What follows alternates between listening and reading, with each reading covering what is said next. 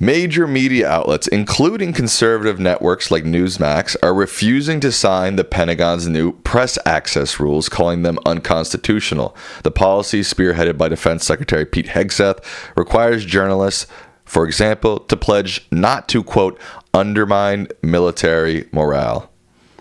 Yes, this is something we've really never seen before, except perhaps certain censorships in times of war. We're not involved in World War II type or World War I type war.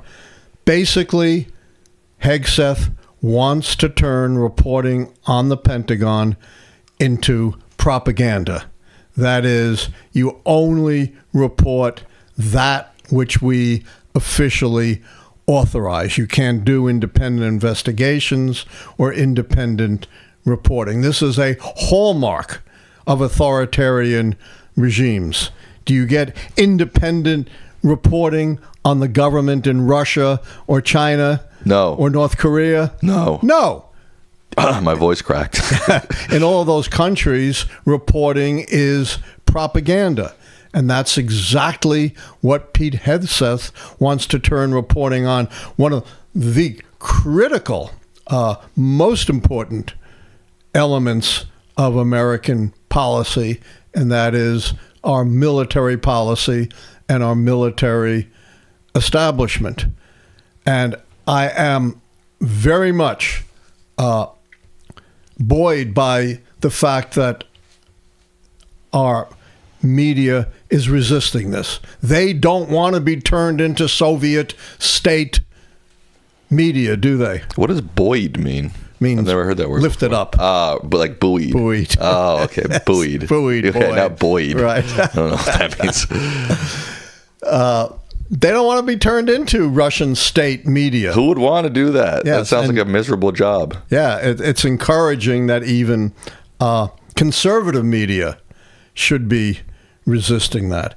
We've talked about this a lot, that modern dictatorships take form in two ways: control over military and police forces, control over information and education. And this is a classic example of an attempt to impose an authoritarian tilt on some of the most important reporting that the American media does. So this is good news in your mind. It's good news, but are they going to be able to resist? Well, that's what I was going to ask next is you've got to think that Hegseth is going to come back with something because, you know, this is a big embarrassment for him. He wants to put on these draconian rules. So you got to think he's going to come back with something to counter them not signing this, right? Couldn't agree more. He's just not going to bend over to the media. And you got to remember, when you say this is a big embarrassment, Trump and his allies have no shame. You can't shame them into doing anything. Their great darling, the late Charlie Cook, was quite open about this, talking about empathy, saying, you know, empathy is a bad thing. We need to get rid of empathy, you know, this concern for other people. Wasn't there like a clip of Donald Trump recently saying, forgot what he was talking about, but during his remarks, he said something like, and we took that free speech away. I mean, it seems like, you know, this MAGA movement has been so obsessed with free speech, but in reality, they're about as bad on free speech as any administration that's ever existed in the U.S. That's absolutely right. You know, I wrote a whole piece on this talking about his, and we talked about this on a previous broadcast. We talked about this national security presidential Memorandum 7, which in effect criminalizes the free speech of his political opponents, bringing the force of law enforcement upon them, equivalent to the force, according to this memo, that has been deployed against organized crime, turning political opponents based upon speech into criminals. We've never seen anything like that.